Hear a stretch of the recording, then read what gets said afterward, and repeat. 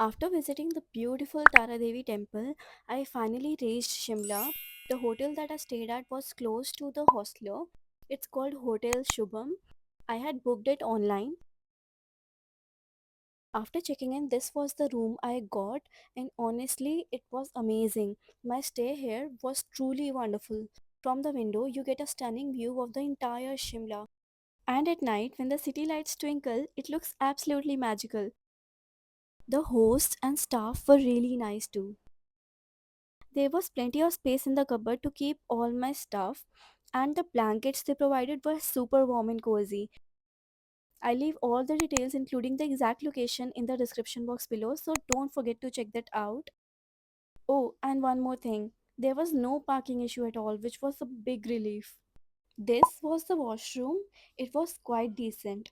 Right after checking in, I left for Jakku temple, which was just about 15 minutes away from my hotel. There are stairs to reach the temple, and for those who find it difficult to climb, there is also an escalator which is really thoughtful. On the way up, the Hanuman Chalisa is written along the path, and you can actually read it while climbing, which I found really nice.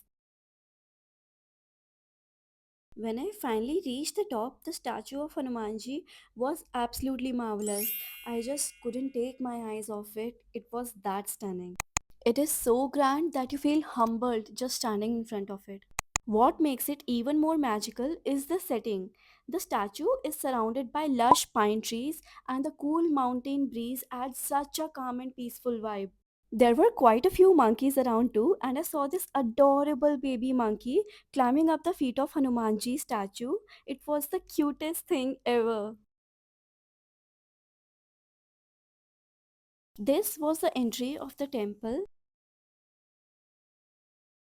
I went inside and saw these beautiful frames that depicted the story of Hanumanji from the Ramayana. One showed his childhood mischief when he tried to eat the sun thinking it was a fruit. Another showed him leaping across the ocean to reach Lanka, such a powerful and iconic moment. There was also the scene where he met Sita ji in the Ashok Vatika and gave her Lord Ram's ring, assuring her that Ram would soon rescue her.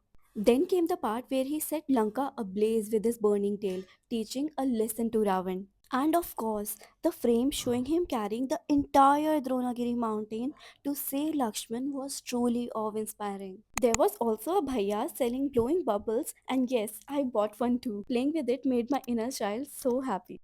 Then, after my visit to Jakku temple, I headed towards Shimla Mall Road, ate dinner, and called it a day.